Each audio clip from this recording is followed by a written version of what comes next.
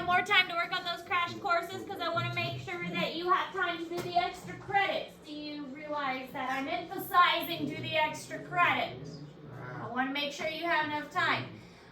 So today we are going over how the sun makes its energy. It's not as hard as you may think. So we've been talking about the layers of the sun, the outer and the inner part, and yesterday we talked about the inner, on Tuesday we talked about the outer layers, and today we're going to talk about how the sun actually makes the energy. So the sun is, again, a star that is mostly made up of hydrogen and helium. So about 75% of its mass is hydrogen, and then about 25% is helium. And who was it, Gavin or Tyler? Who was saying, Tyler? No, Gavin. They were saying that it was heavy metals. Oh. Yeah, that was Tyler. That was saying it was heavy metals, but that's about 0.1% is that heavy metals that's very liquidy, because it's just so hot that it is melted. So yeah, it's got a little tiny bit of that other heavy metal stuff that has just been melted down. So then it's not just a gas. Not in, well, just a little tiny bit. Yeah. Mostly gas.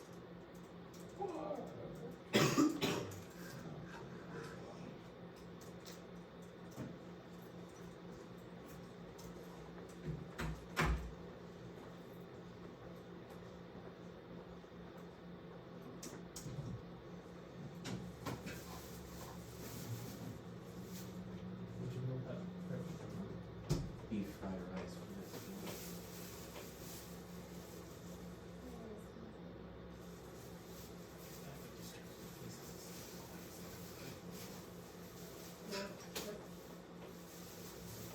It sounds bad when it's public questions. Gotta enjoy it while you can. But it's sad for the reasons. Mom knows.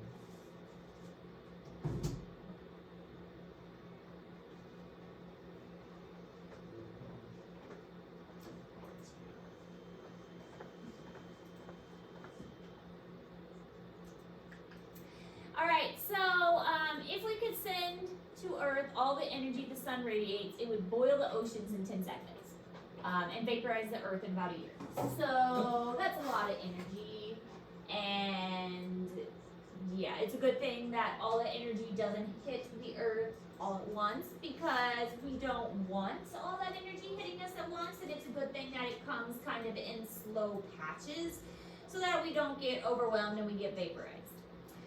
So nuclear fusion reaction is the process in which two or more nuclei of atoms collide and fuse. So when you think of an atom, you guys have biology, right? No. I used to take biology. Yeah. I don't remember it. You don't remember it? Well, you got an atom, which is it has a center portion, and it has electrons that go around it. And the center portion is the nucleus of the atom. And then the electrons spin around that nucleus. Well, what nuclear fusion is when that nucleus of two atoms get mushed together. So basically that's what we're seeing happen. If I were to draw it out on the board, which I'll do, then we have... Is it like reverse mitosis? Not exactly. So here is the hydrogen, and then it's got an electron. So here's a proton, little proton. Hydrogen actually doesn't have any neutrons, and then it's got a little electron here that spins around it. And this is our nucleus, and then the electron spins around. Okay, so here's our nucleus, and the electron spins around. So what's happening is when we've got helium, so this is hydrogen,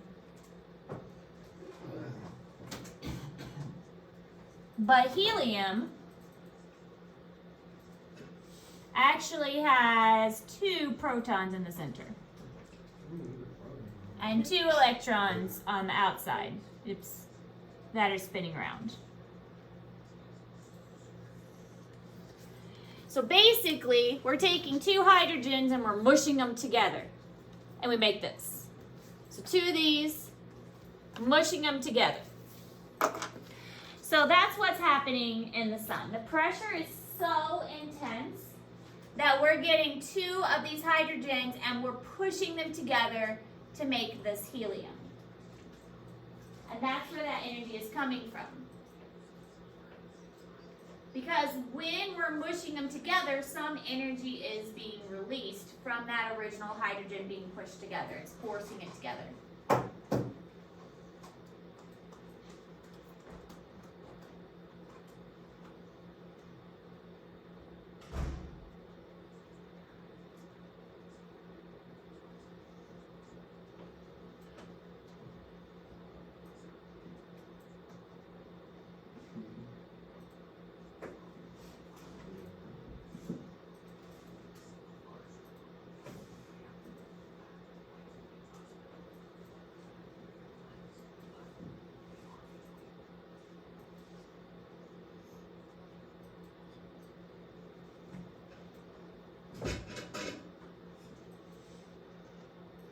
So here's kind of how it works again. We've got our hydrogen, and we've got our hydrogen. They're mushed together to make a helium. So hydrogen's got one proton and one proton, and the helium ends up with two protons. And then the green is the the blue is the electrons. So hydrogens are turned into helium. They get mushed together by that intense pressure, and energy is released by this process. So the intense pressure, the intense heat forces them together where it normally wouldn't happen, and this is called nuclear fusion. When it's fusion, they're fused together, and that is where the energy is created in this process. So hydrogen is turned into helium at temperatures of millions of degrees. So the nuclear fusion reaction takes place in the core of the sun, and the energy radiates outward to the surface. Leaves the sun as light energy. So it starts in this core, and the core is going to radiate, that energy is going to radiate outwards, and it takes a long time for that energy to reach the outer surface of the sun, and then it takes even longer for that energy to reach the earth by the time it reaches from the core to the outside of the sun, and then it takes even longer for that to reach the surface of the earth.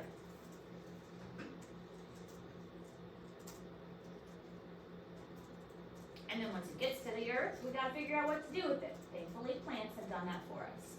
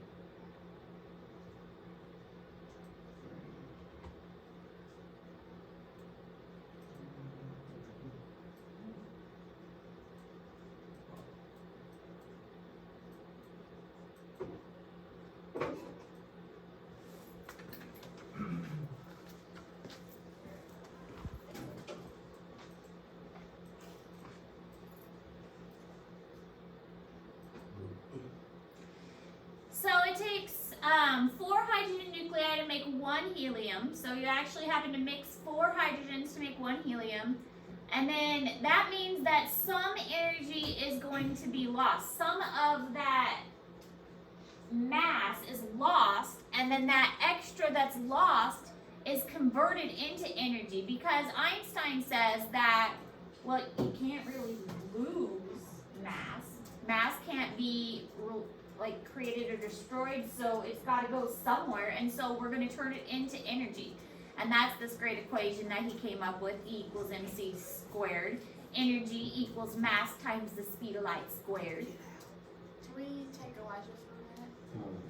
Suppose. So energy equals mass times the speed of light squared. That's what E equals mc squared is. E for energy, m for mass, C is the speed of light squared. So he came up with this amazing equation. But that's why his equation is stating is that the mass has to be used in some way, and it is converted into that energy, and that's why we get the energy from the sun in nuclear fusion. Is it true that he's autistic? Probably. Yeah, he was. Yeah, probably.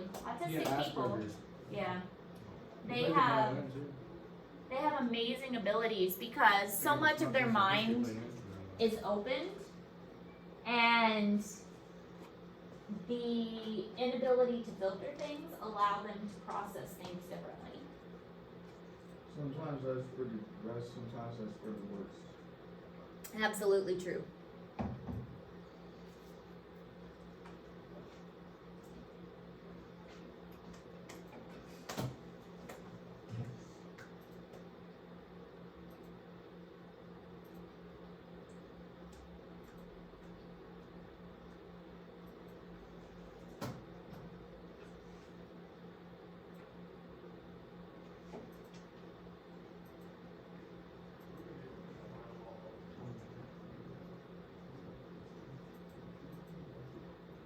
So reactions require extremely high energy, 18 million degrees Fahrenheit. So it's not something we can actually like simulate. Can we really make something hot enough that's 18 million degrees Fahrenheit? I doubt it. Yes. So it's something that we can kind of predict or estimate, but not something we can really simulate in a lab.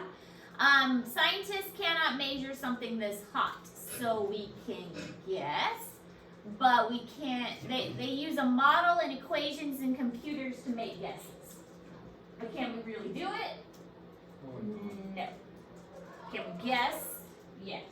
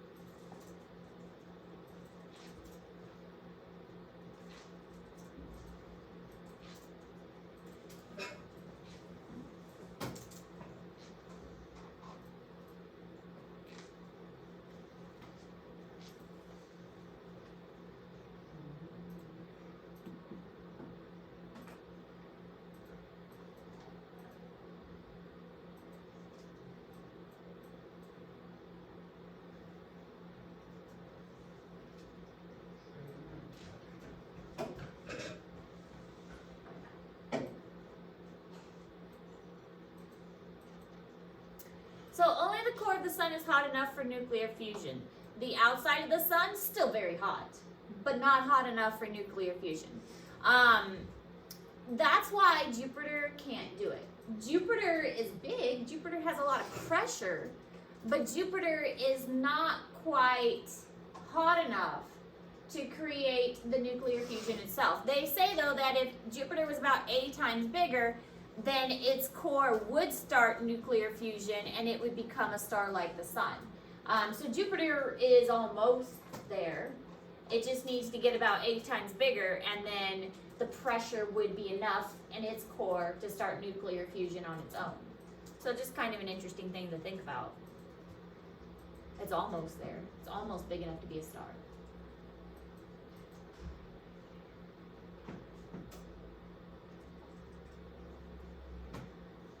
Crazy.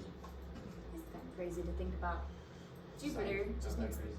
Jupiter needs to grow about 80 times and it could be a star.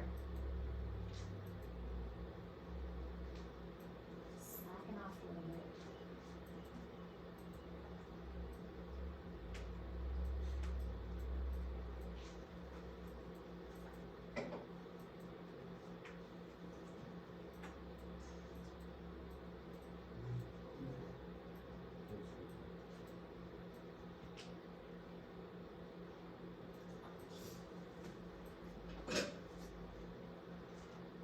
This is a comparison of the planets, so you can see how big the sun is really compared to the others. It gives you an idea that yes, Jupiter is large, and sometimes we lose this perspective because when we're looking at the planets, yeah, Jupiter is very large compared to the other planets. But we lose the idea of how big the sun is in comparison to the rest of the planets. That the sun is massive. Did anybody see the sun this morning? It was really like red in No, I don't appearance. look at the sun. It was red. You could actually look at it this morning when I was driving to work, and it was red, and it wasn't that bright. It was one of those times when you could actually see the sun without hurting your eyes. Anyway, it was very cool. But it was it's interesting that the sun is that much bigger than the rest of the planets. They actually have to draw a little line to point out Pluto because it's so tiny. So, nuclear fusion is made possible by a proton-proton chain reaction. Now, in the little drawing I drew on the board, the protons are the ones in the center. And then the electrons spin around the outside. There's also neutrons in the center. Neutrons don't have a charge. Protons positive, electrons negative, neutrons are neutral. So the protons are the ones that are causing the reactions to take place. It's only possible if the massive stars, if they're massive, since they have intense heat and pressure. Heat and pressure are necessary. If they don't have the intense heat and pressure, then it's not going to happen.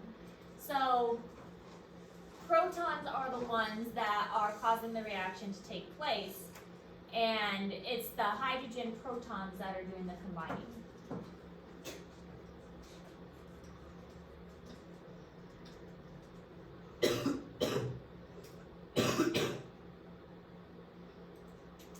Kind of interesting because when we talk about other kinds of bonds that form, it's always the electrons that are doing the bonding.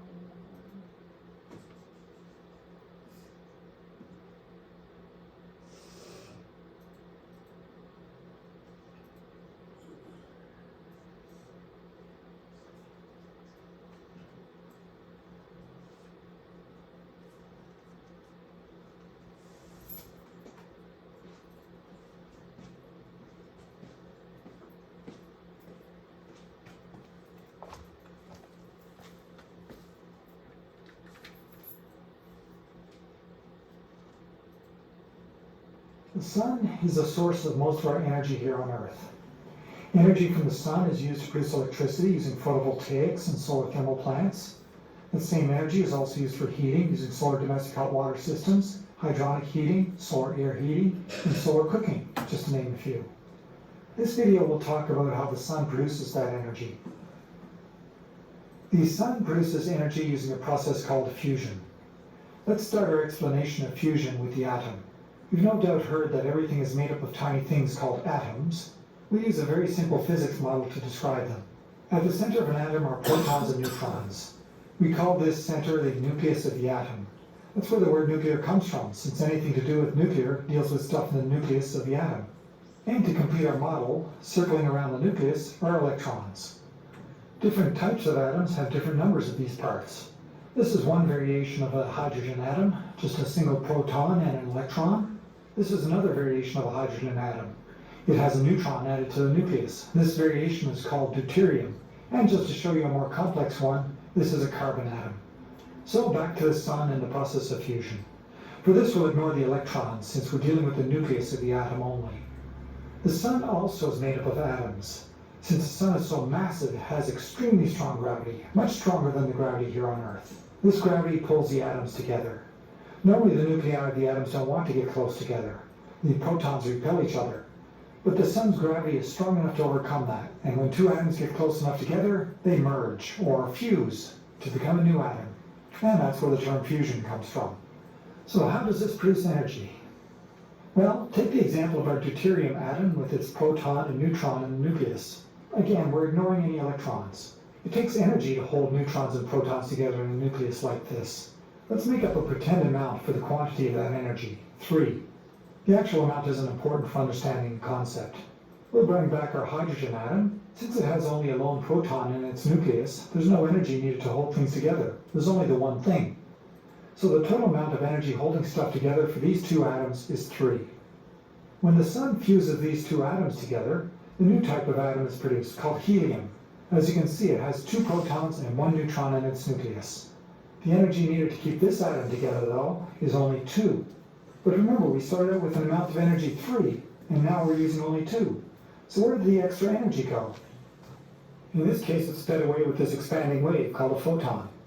A photon is an electromagnetic wave that has energy and expands outward as a large sphere-shaped wave, carrying away our missing energy of quantity 1. So the total energy is still 3, 2 to hold the new helium atom together, and 1 carried away elsewhere by the photon. But only a small portion of that wave and energy will hit our solar panel on Earth. So we'll illustrate that small portion as this fuzzy wave particle thing. Eventually, the energy in that photon is carried up through the interior of the sun until finally it emerges. It then makes its way to Earth and to our solar panel for producing electricity. And now you know the trick that makes fusion produce energy. If you fuse 2 atoms together, then the amount of energy needed to hold the new bigger atom together is less than the total energy that was needed to hold the original atoms together. Well, thanks for watching, and I hope you learned something from this video. See my YouTube channel, Moonstar.org, for more stories. Literally didn't. No, I'm kidding. I already knew most of it. Well, good.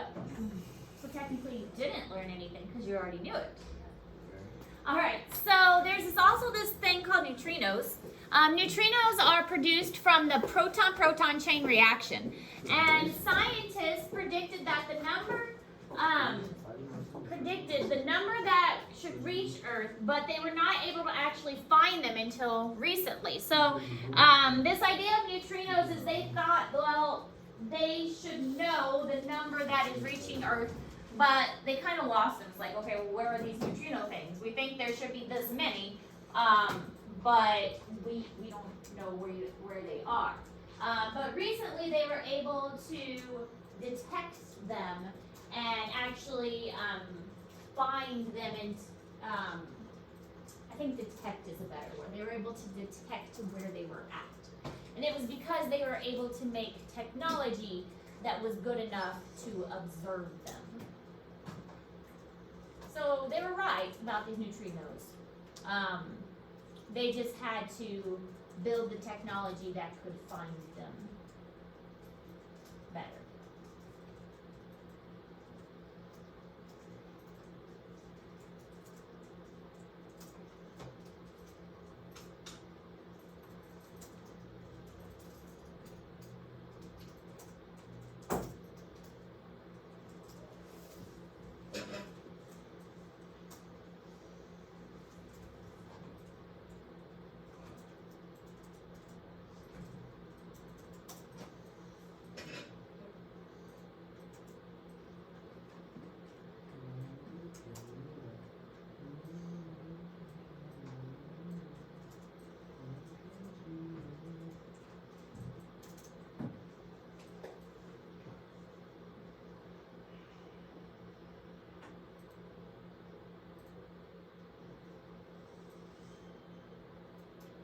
This is the machine that they use to build, to find the neutrinos. It's kind of cool.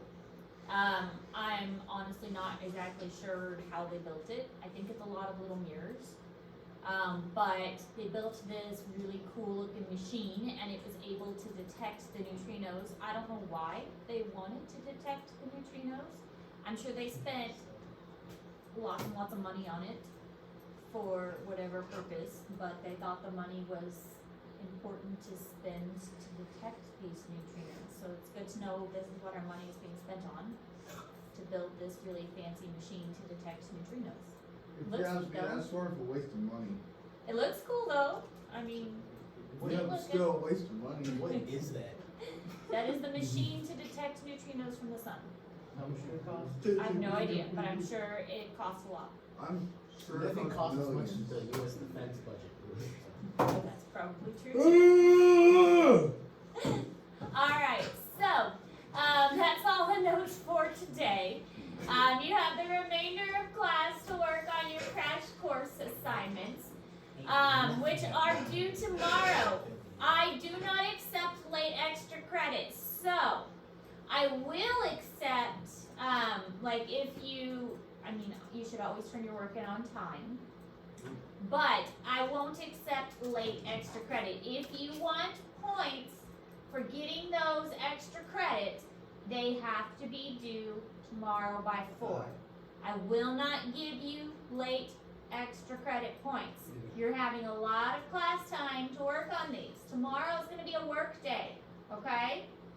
So if you want that extra credit points, you get it done by tomorrow. Yes.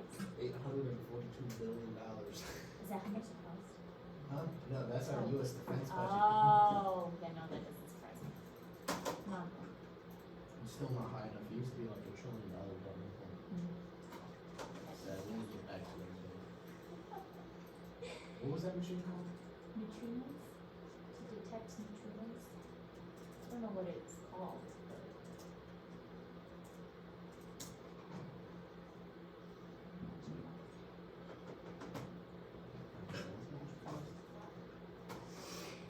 But extra credit due tomorrow. Better get it turned in. I don't take late extra credit. Questions? All right. If you have questions, let me know.